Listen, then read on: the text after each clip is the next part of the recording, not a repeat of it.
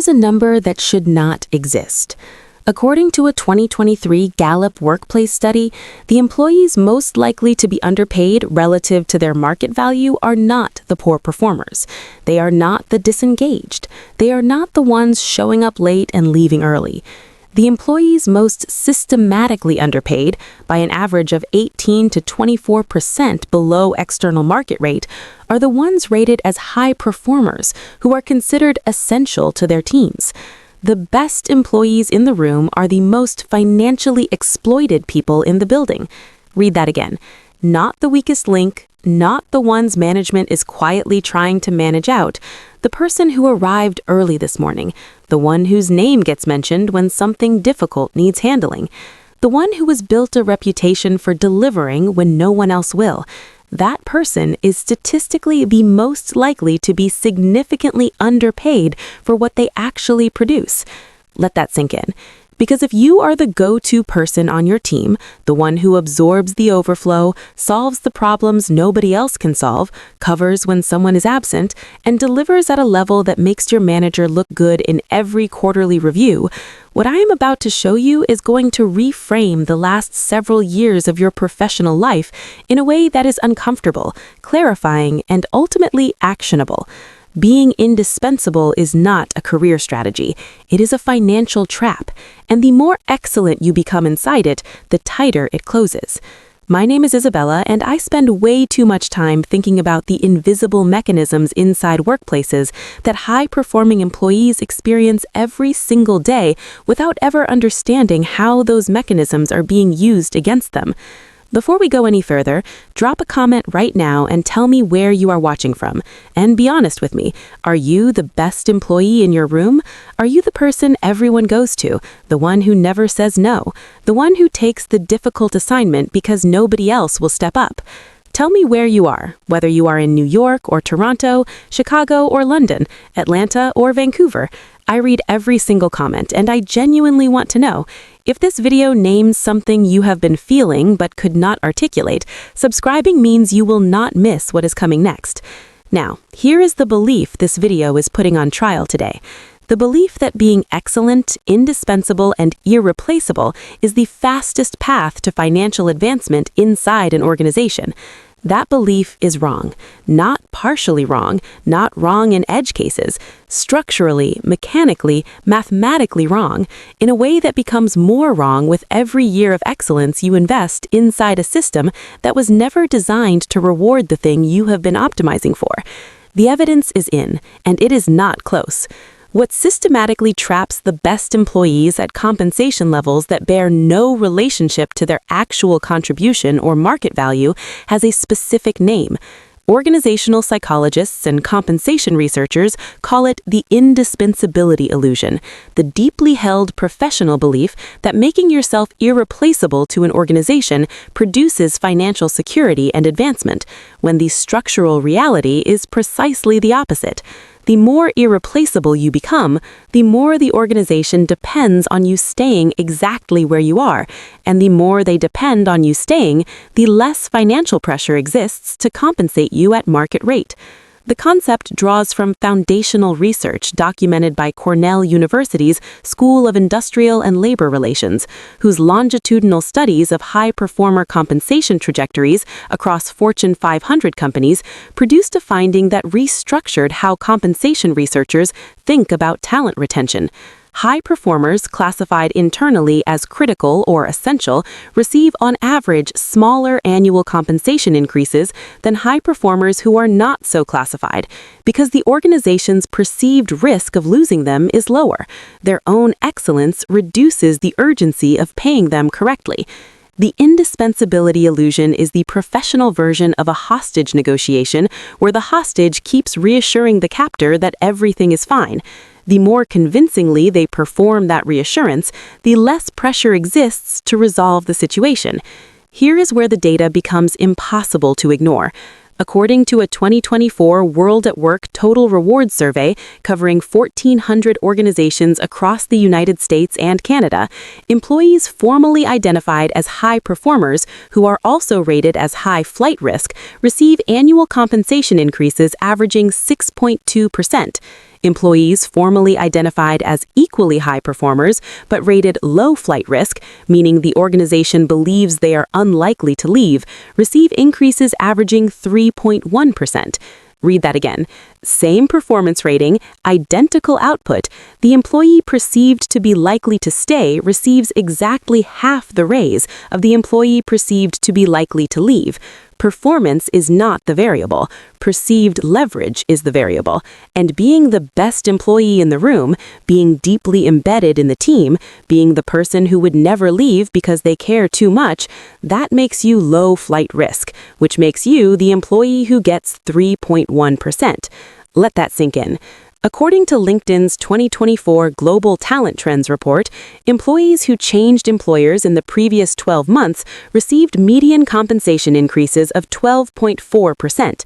Employees who stayed and received their standard annual review increase received a median of 4.1%. The performance quality of the two groups was statistically indistinguishable. The only variable was mobility.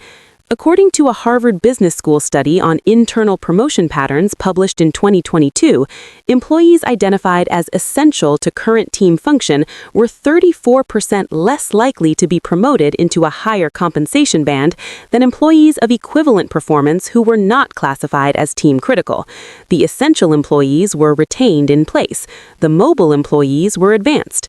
According to PayScale's 2024 Compensation Best Practices report, the single strongest predictor of an employee receiving a below-market raise was not poor performance. It was being described by their own manager as someone we cannot afford to lose. Being someone the organization cannot afford to lose is financially costing you more than being someone they could replace tomorrow. That is the paradox, and the evidence is unambiguous. Now, here is how this actually works in practice, and why every year of excellence makes the trap harder to exit. When an organization identifies an employee as essential, a quiet but consequential reclassification happens in how that employee's value gets calculated internally. Their output stops being priced against the external market. It starts being priced against the cost of losing it. Those are not the same number, and they don't move in the same direction. The external market prices your skills against what it would cost to acquire them from someone else right now.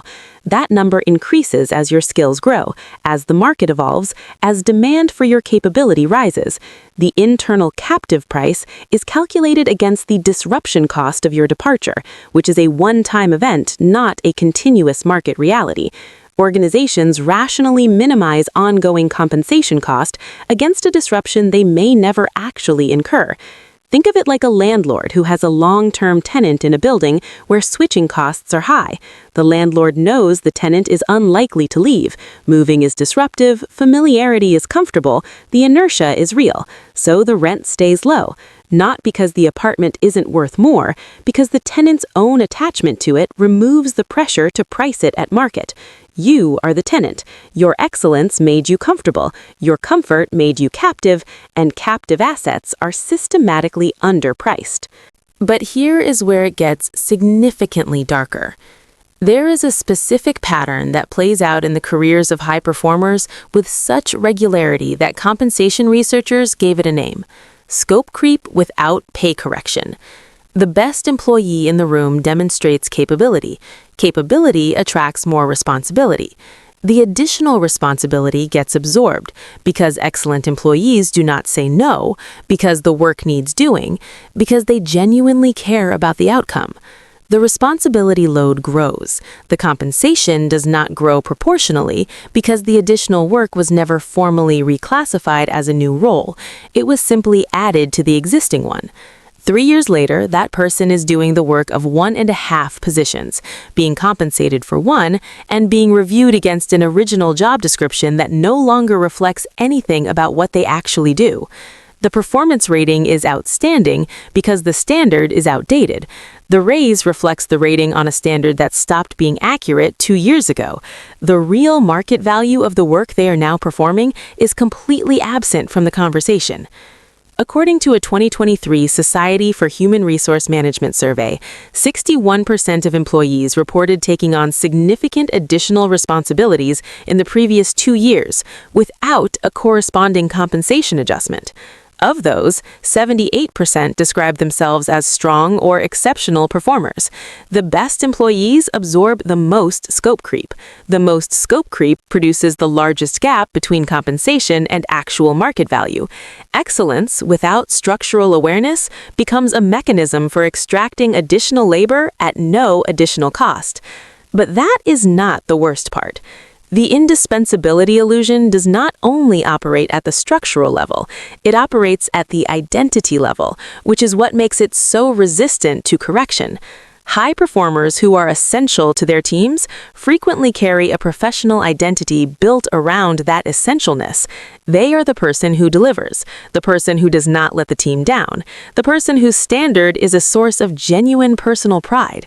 Leaving, or even suggesting they might, feels like betrayal. Negotiating aggressively feels incompatible with the team player they see themselves as. Taking an external offer feels like abandoning people who depend on them. The organization did not manufacture this identity. The high performer built it themselves, genuinely and authentically, out of real commitment and real care. But the organization is the primary financial beneficiary of it. Every ounce of professional pride the excellent employee invests in their indispensability is an ounce of leverage the organization collects without paying for it. The loyalty is real, the financial cost of the loyalty is enormous, and the identity that produces the loyalty makes the financial cost almost impossible to see. But here is where it gets really interesting. Every month, a high performer stays in a role compensated below market value. Two costs accumulate simultaneously, and only one of them is ever visible. The visible cost is the monthly underpayment. A 20% underpayment on a $75,000 salary is $15,000 per year. That is visible, at least in principle, to anyone who checks the market. The invisible cost is what that $15,000 annually would have become if it had been received and invested. At a 9% average annual return over 20 years, the annual $15,000 gap compounds into $838,000 in foregone wealth, not the underpayment's future value. That clock starts the day the gap opens. It runs every month the conversation does not happen. The best employee in the room is not just leaving money on the table. They are leaving the compounded future value of that money on the table every single month, while being rewarded with genuine appreciation that costs the organization nothing. Let us put a name and a real number to all of this. Marcus is a 35-year-old software engineer at a technology services firm in Austin, Texas. He earns $92,000 a year. He has been at the company 6 years. He is, without qualification, the best technical employee on his team. His manager, Diane, has told him this directly. His colleagues say it openly. When the critical system failed at 2 a.m. on a Tuesday, Marcus was the one Diane called. When the enterprise client threatened to cancel, Marcus was the one who flew out and stabilized the relationship. When the new team members joined, Marcus trained them, absorbed the productivity gap, and carried the team's output through the entire transition period. Marcus received a 3.8% raise last year. He was rated outstanding. He absorbed 4 additional responsibilities that were not in his original role description. He averaged 52 hours a week against a contracted 40. He solved 3 problems that saved the company a combined $340,000 in client retention. He trained 2 junior engineers who are now billing at full rate because Marcus invested the hours that nobody asked him to invest and nobody compensated him for. His raise was 3.8%.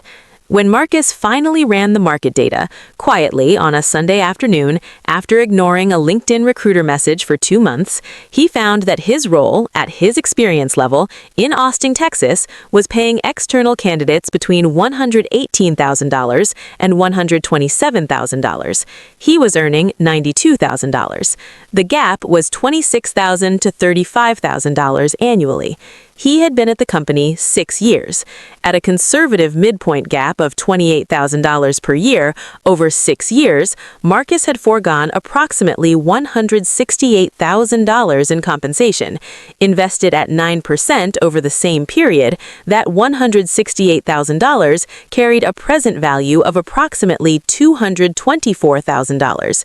He had effectively donated $224,000 to his employer, not through incompetence, not through carelessness, but through excellence, through being so good, so reliable, so essential that the organization had no structural urgency to price him correctly.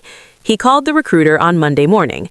Here is the critical thing to understand about what Marcus discovered on that Sunday afternoon.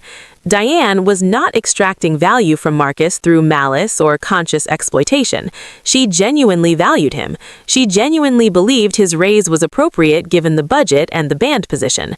She thought Marcus was satisfied because Marcus had never communicated otherwise, and Marcus had, if anything, taken on more each year rather than less. The extraction was structural.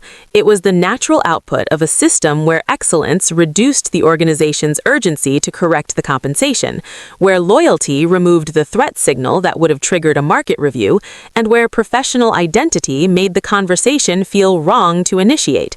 This is happening right now in companies across the United States, Canada, the United Kingdom, and Australia, to the best employee in room after room after room. Talented, committed, genuinely exceptional people who are funding their employer's margin with the compounded future value of their own foregone earnings, not because they are naive, because they were never shown the mechanism and nobody told them the cost of staying silent.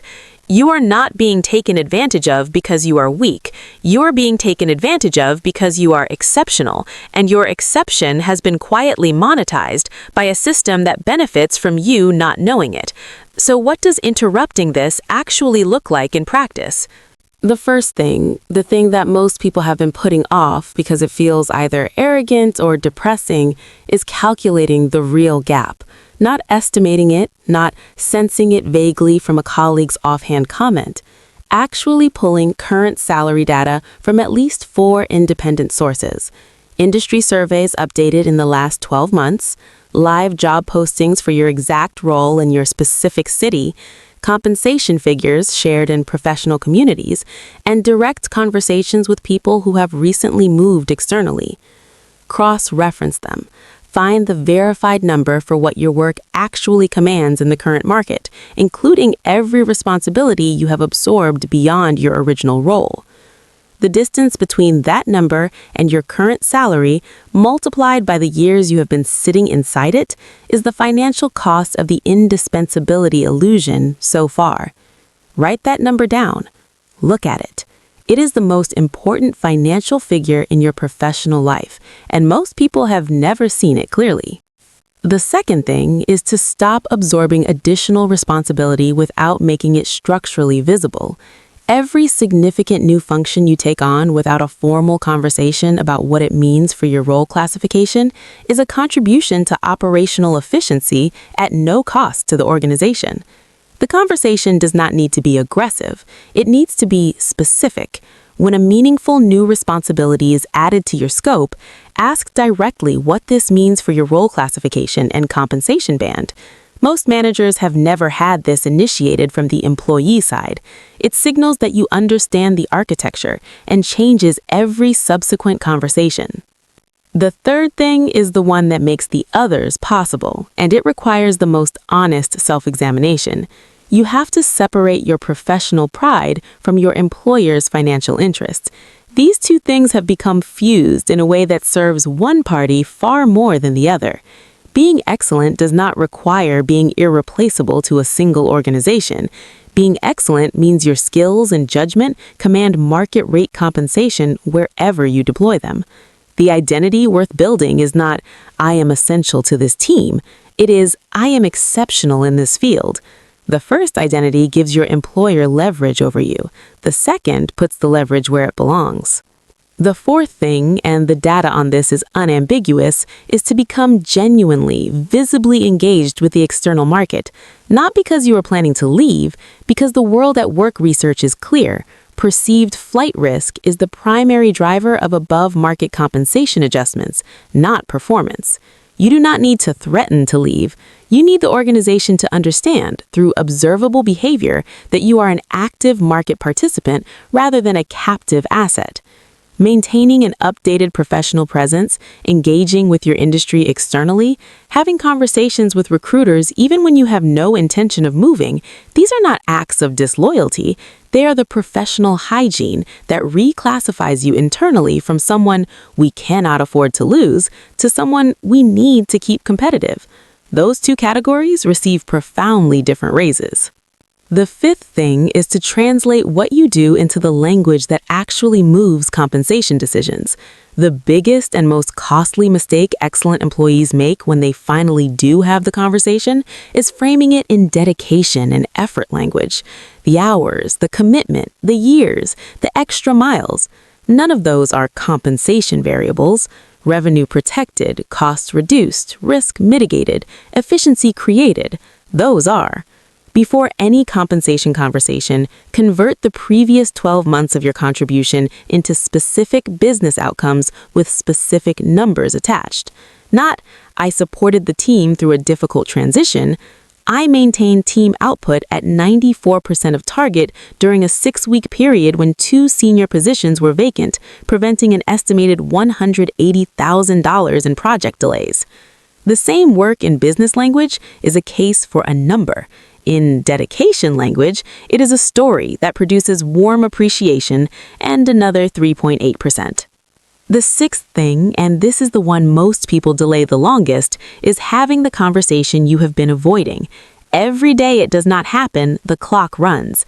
Research on salary negotiation outcomes consistently shows that employees who initiate compensation conversations earn significantly more over a 5-year period than employees who wait to be recognized. You do not need a competing offer.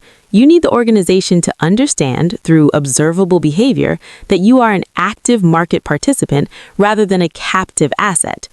Maintaining an updated professional presence, engaging with your industry externally, having conversations with recruiters even when you have no intention of moving, these are not acts of disloyalty. They are the professional hygiene that reclassifies you internally from someone we cannot afford to lose to someone we need to keep competitive. Those two categories receive profoundly different raises.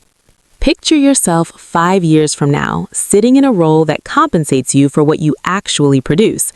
Not because you worked harder than you have been working for years.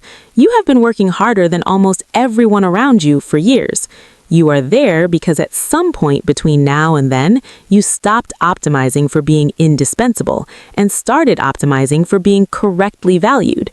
You ran the number. You stopped absorbing scope creep silently. You initiated the conversation with a document instead of a feeling. You engaged with the external market not to leave, but to know. And knowing changed everything about how the internal conversation went. You still bring the same excellence, but the excellence is deployed in a context where it is priced correctly. For the first time in years, the professional equation feels balanced. Now picture the other version of 5 years from now. You are still the best employee in the room, still the one Diane calls at 2 a.m., still absorbing the overflow, training the new hires, stabilizing the difficult clients, delivering at the level that makes everyone around you look good. The appreciation is still genuine, and the gap, which was $28,000 a year when Marcus finally calculated it, is now $42,000 a year, and the compounded cost of staying has crossed $600,000 in foregone wealth. You did not lose that money in a single bad decision. You donated it in monthly installments by being exceptional in a system that was pricing your excellence against your captivity rather than against your market value. Which version of 5 years from now you inhabit is not determined by how hard you work between now and then. It is determined by what you decide to do with what you now know. We opened with a number that should not exist, the finding that the best employees in the building are statistically the most financially exploited people in it. Not because organizations are malicious, because the architecture of compensation systems, the psychology of professional identity, and the economics of captive talent all point in the same direction. Excellence without mobility awareness gets systematically underpriced. Every time, in every industry, in every city. Marcus called the recruiter on Monday morning.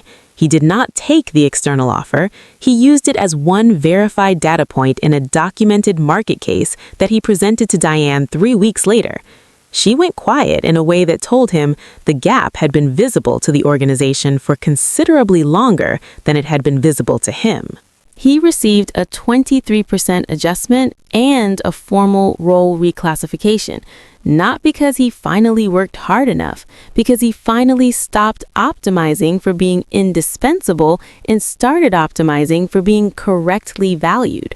Those are not the same goal, and for the first time in 6 years, he understood the difference. The question is not whether you are excellent enough to deserve market rate compensation. The question is whether you are going to keep being the best employee in the room while the room quietly profits from your not knowing what that excellence is actually worth, or whether you are ready to find out. Before you go, I want to hear from you in the comments. What landed hardest for you in this video? Was it the data showing that low flight risk employees receive half the raise of high flight risk employees with identical performance? The scope creep reality? The responsibilities you absorbed that were never formally compensated? The loyalty identity piece? The professional pride that made the conversation feel disloyal to even consider? Or was it the compounded number, the future value of the underpayment you have never calculated but cannot stop thinking about now? Tell me which one you are living. Be specific, be honest. This community is built on real conversations, not polished ones.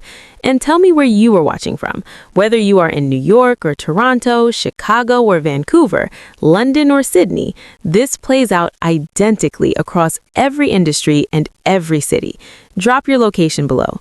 If someone you know is the best employee in their room right now, working harder than everyone, absorbing more than everyone, being appreciated by everyone, and compensated below market rate, share this video with them. It costs you nothing, and it might change a number that has real consequences across years of their life.